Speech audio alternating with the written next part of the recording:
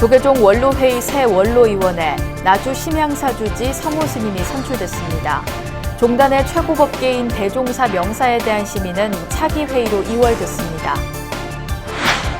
조계종이 우리 문화유산의 집합체인 전통사찰을 대상으로 한 정부의 종합부동산세 과세 정책을 즉각 철회할 것을 촉구했습니다. 순천 서남사가 조계종의 이식교구 본사로 다시 지정된 이후 첫 주지에 조계종 총무부장 금곡 스님이 임명됐습니다. 앞으로 조계종은 서남사 특별법을 바탕으로 교구 정상화를 위한 행보에 본격 나설 걸로 보입니다. 제38대 서울특별시장에 당선된 오세훈 시장과 박형준 부산시장이 임기 시작 첫날부터 광폭 행보에 나섰습니다.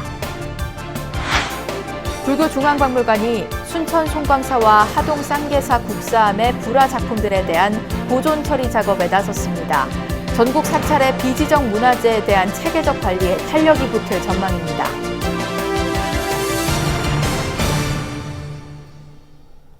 여러분 안녕하십니까? 4월 9일 금요일 BBS 뉴스입니다. 조계종 원로회의의 새 원로의원에 나주 심양사주지 성호 스님이 선출된 가운데 종단의 최고법계인 대종사 명사에 대한 심의는 차기 회의로 이월됐습니다.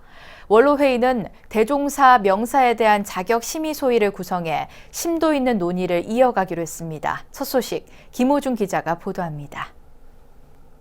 조계종 최고 의결기구인 원로회의는 새 원로위원회 심양사 주지 성호 스님을 만장일치로 선출했습니다. 신임 원로위원 성호 스님은 1959년 백양사에서 봉화 스님을 개사로 삼위계를, 1969년 역시 백양사에서 서웅 스님을 개사로 구족계를 수지했습니다. 제18교구본사 백양사 주지와 11, 12대 중앙종회의원 등을 역임하고 현재 전남 나주시의 고찰 심양사 주지 소임을 맡고 있습니다. 관심을 모았던 대종사 명사법계 특별 전형 심의의 건은 다음 회의로 이월됐습니다. 중앙종회의 동의를 거친 대종사 명사법계 심의가 보류된 것은 이례적인 일로 받아들여지고 있습니다.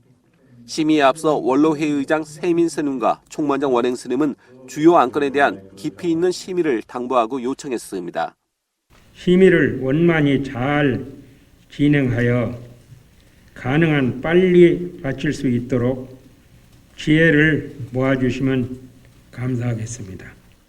종도들의 귀감이 될 새 원로원 대종사 명사를 모실 수 있도록 원로원 큰 스님들께서 밝은 안목으로 점검해 주시기 바랍니다. 원로회의는 원로위원 5명으로 구성된 자격심의 소위를 구성해 대상자에 대한 검증에 착수하기로 했습니다. 일부 대상자의 이력사항을 충분히 살펴보지 않았다는 지적에 따른 겁니다. 더구나 현재 대종사가 56명, 명사가 12명인 상황에서 지난 원로회의의 심의를 거쳤지만 법계 품서를 받지 못한 대종사가 44명, 명사가 9명인 점도 감안했다는 분석입니다. 이런 가운데 이번 회의에서는 유네스코 등재 이후 첫 연등회의 온라인 개최도 보고됐습니다.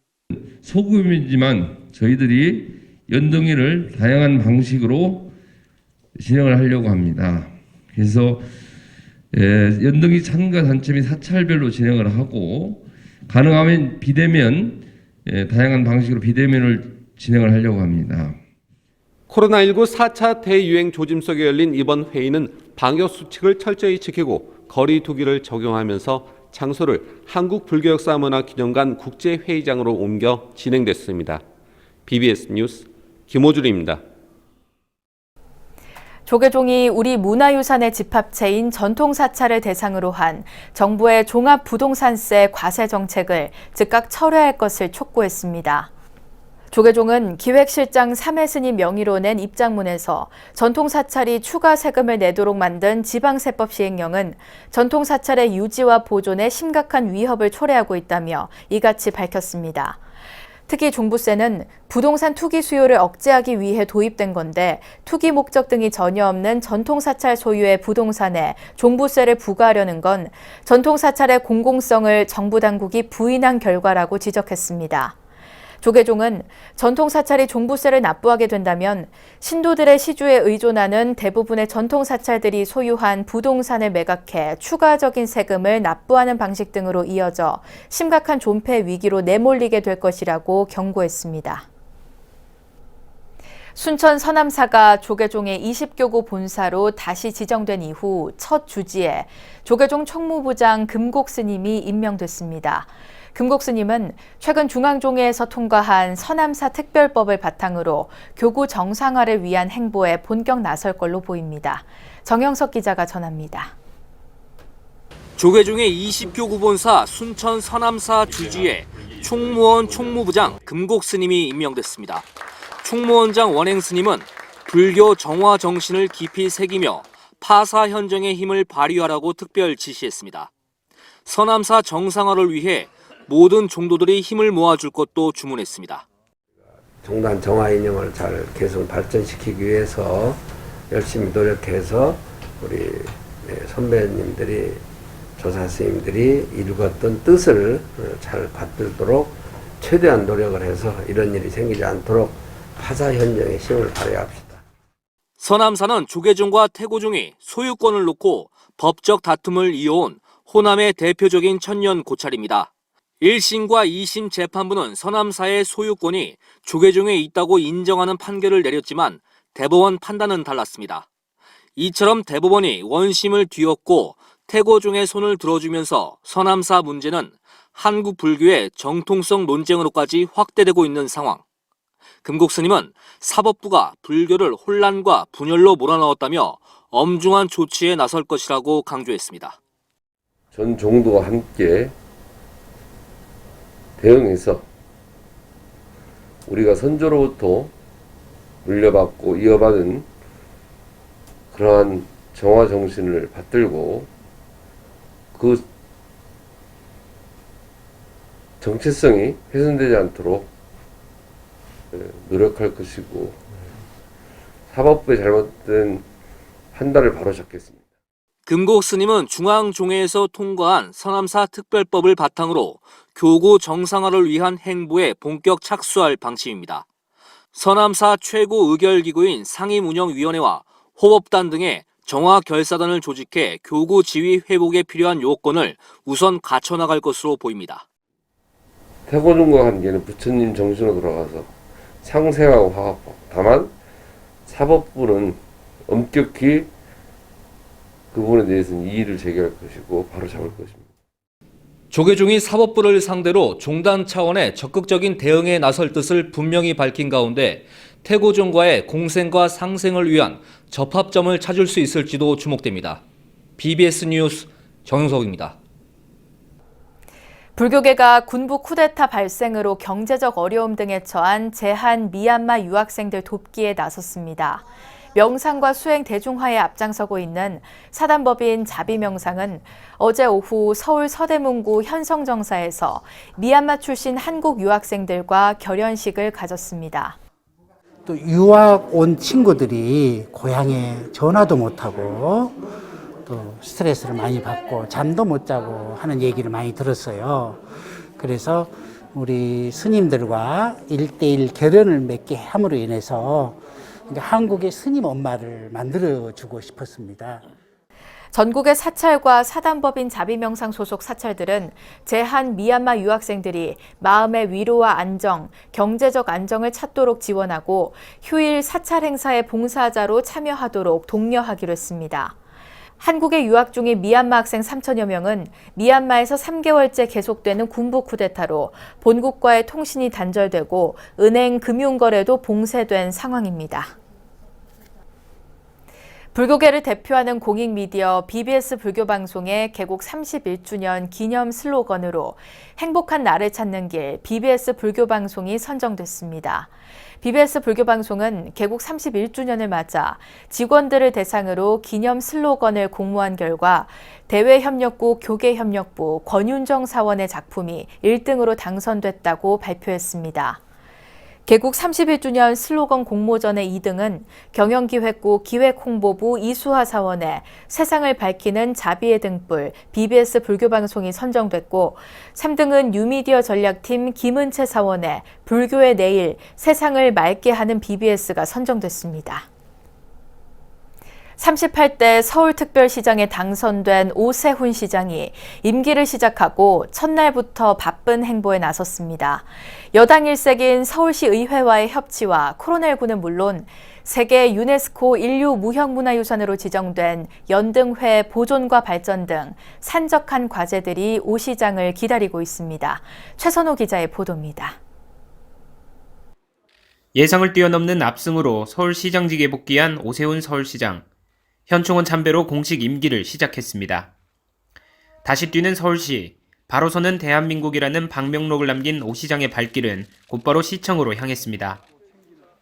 시청사는 오 시장이 직접 설계안을 확정하고 첫 삽도 떴지만 무상급식 전국에서 시장직을 내던지며 정작 출근은 이번이 처음이었습니다. 직원들의 환대를 받은 오 시장은 마음을 모아 위기를 극복하고 서울시를 다시 뛰게 만들자고 당부했습니다. 마음을 합하면 못할 일이 없습니다. 제가 정말 솔선수범 열심히 뛰어서 지금 어려움에 처해 계시는 코로나 때문에도 그렇고 또 여러 가지 경제난 때문에 어려움에 처해 계시는 그런 서울시민 여러분들 어떻게든 도움이 되도록 한번 해보고 싶습니다. 인수인계서에 서명을 하고 업무를 공식 인수받은 뒤에는 길 건너 시의회로 발걸음을 옮겼습니다. 전체 서울시의원 109명 가운데 101명이 여당인 더불어민주당 소속인 상황에서 오 시장과 시의회 사이의 협치는 중요한 과제입니다. 천만 서울 시민을 바라보고 또 시민만을 생각하면서 맞습니다. 협력과 협치를 했으면 합니다. 오 시장은 이후 서울시 기자실을 들러 출입 기자단과 간단한 상견례를 마친 뒤 오후에는 성동구에 마련된 서울시 1호 백신 예방접종센터를 찾았습니다. 4차 대유행이 현실화하고 있는 상황에서 확산세를 어떻게든 감소시킬 방안을 찾겠다며 첫 간부회의도 코로나 관련 긴급회의로 열겠다고 강조했습니다. 본격적으로 업무를 시작한 오 시장과 불교계와의 소통에도 관심이 모입니다. 오 시장은 앞서 BBS와의 인터뷰에서 연등회와 템플스테이를 잘 가꾸고 널리 알릴 방안을 고민해보겠다고 밝혔습니다. 시작이 되면 그 부분에 대해서 불교계와 깊은 협의를 해서 이것을 어떻게 더 널리 알리고 보존할지, 관광자원으로 활용할지, 홍보하고 마케팅은 또 어떻게 할지 논의를 드리도록 하겠습니다. 10년 만에 복귀한 오세훈 시장에게 주어진 시간은 1년 남짓에 불과합니다. 그동안 코로나19 장기화와 부동산 등으로 지치고 성난 서울 민심을 어떻게 수습하느냐에 따라 본인의 정치적 입지는 물론 내년 대선 전국의 향배도 요동칠 것으로 보입니다. 서울시청에서 BBS 뉴스 최선호입니다. 4.7 부산시장 보궐선거에서 국민의힘 박형준 후보가 압도적으로 승리하면서 시정 운영에 힘을 받게 됐습니다.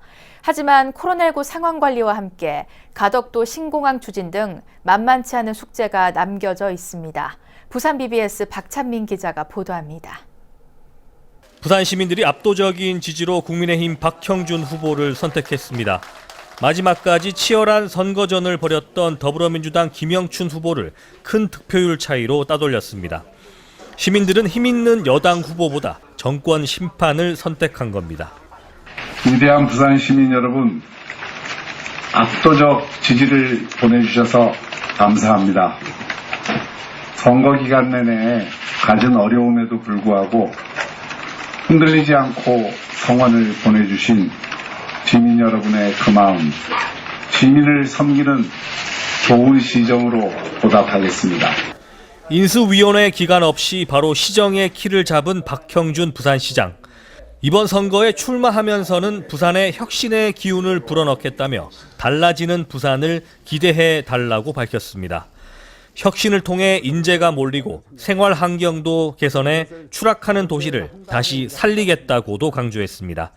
상징적으로 부산을 15분형 도시로 만들겠다는 당찬 포부를 1호 공약으로 밝히기도 했습니다.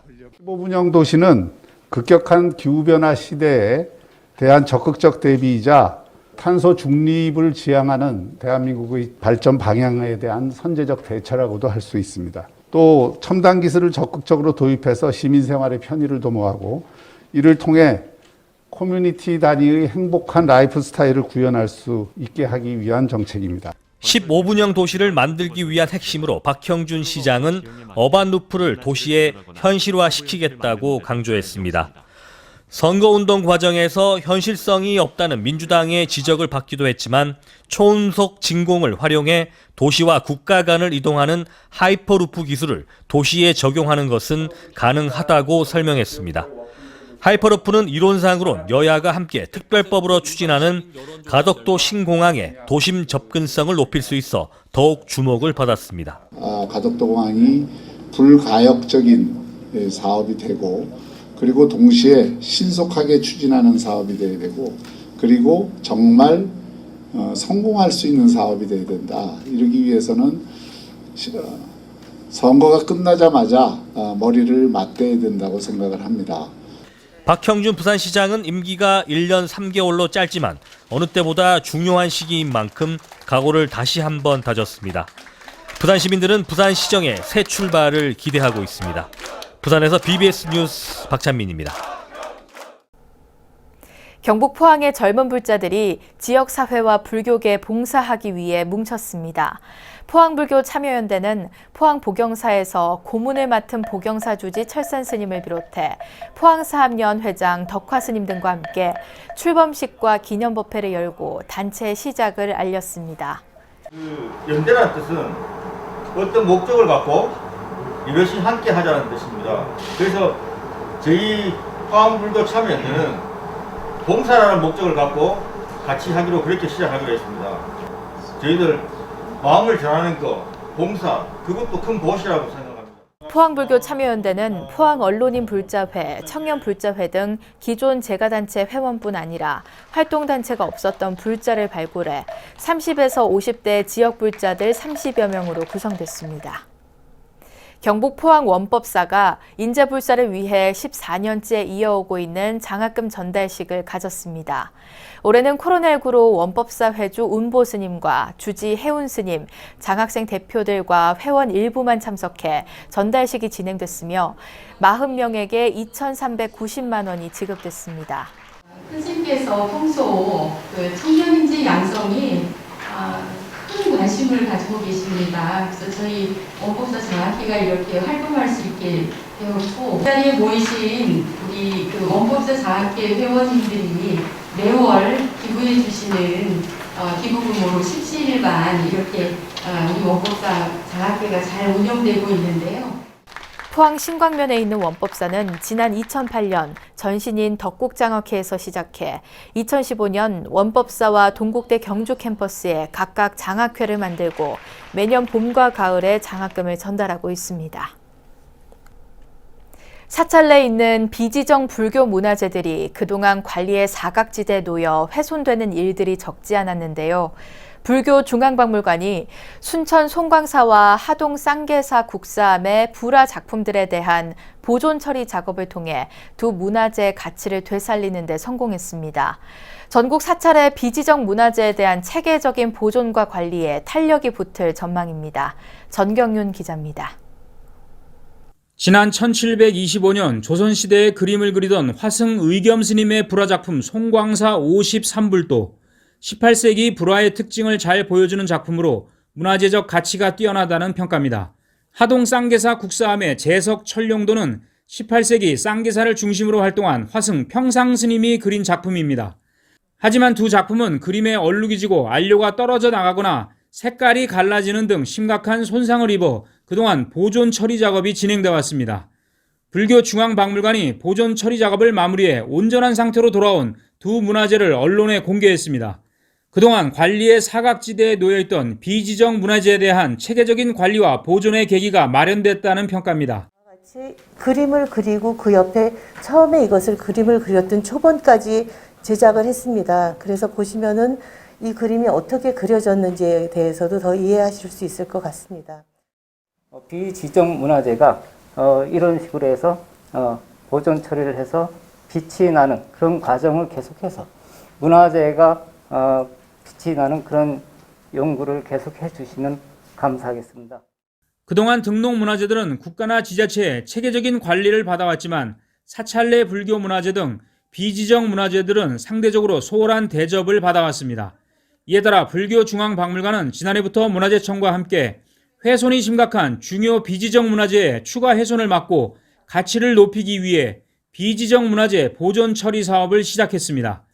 박물관은 이번 사업의 첫 성과로 두 불화의 문화재적 가치를 되살리고 과학적 조사를 통해 유물 상태와 재질에 적합한 보존 처리 방안을 마련했다며 지정 문화재로의 승격까지 기대한다고 밝혔습니다. 새 모습을 찾은 문화재가 향후 국가 지정 문화재로 승격하는 데 학술적인 도움을 아끼지 않을 것이며 전시나 교육 등을 통해 많은 분들이 이러한 성과를 향유할 수 있도록 노력하겠습니다. 비지정 불교 문화재에 대한 보존과 관리 강화를 통해 불교문화유산의 역사적 문화적 가치가 제대로 평가받는 계기가 마련될지 관심이 모아지고 있습니다. BBS 뉴스 정경윤입니다. 사단법인 제주도 청소년 교화연합회가 올해 첫 정기총회와 실적보고회를 열고 강덕부 현 회장을 제14대 회장으로 다시 선출했습니다. 제주 청교련은 이와 함께 올해도 건전한 청소년을 육성하는 데 앞장서겠다고 다짐했습니다. 이번 행사에는 강덕부 회장을 비롯해 윤두호 BBS 제주불교방송사장, 장승홍 전 제주 청교련 회장 등이 참석했습니다. 제주도 청소년교화연합회는 1997년 설립돼 유해환경감시단 캠페인과 학교폭력 예방 캠페인 활동, 제주의 역사, 환경, 문화 바로알기 퀴즈대회, YP 공모전 등 다양한 청소년 교화 활동을 펼쳐왔습니다.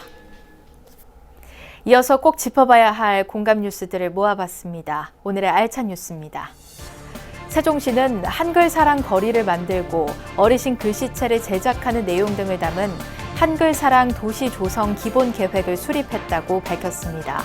시는 지난해 수립한 한글사랑 5개년 추진 계획에 따라 한글지능 전담 조직을 만들어 본격적으로 한글지능 정책을 세워 추진할 계획입니다.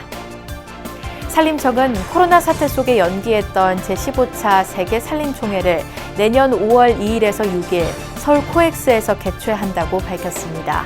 세계 산림총회는 전 세계 160여 개국이 참가하는 산림 분야 최대 규모 국제회의로 6년마다 열립니다. 문화체육관광부는 한복진흥센터와 함께 내일부터 오늘 18일까지 전국 곳곳에서 2021 봄 한복문화주간 행사를 엽니다. 이 기간 CJCGV는 명동 등 서울 시내 영화관 3곳에서 한복 사랑관을 운영해 한복을 입고 방문하는 관객 선착순 1000명에게 한국 영화를 무료로 상영합니다. 한복은 1600년의 역사를 간직한 우리 민족의 전통 의상입니다. 새봄 화사한 한복을 입고 전통 사찰로 봄나들이 가보시는 건 어떨까요?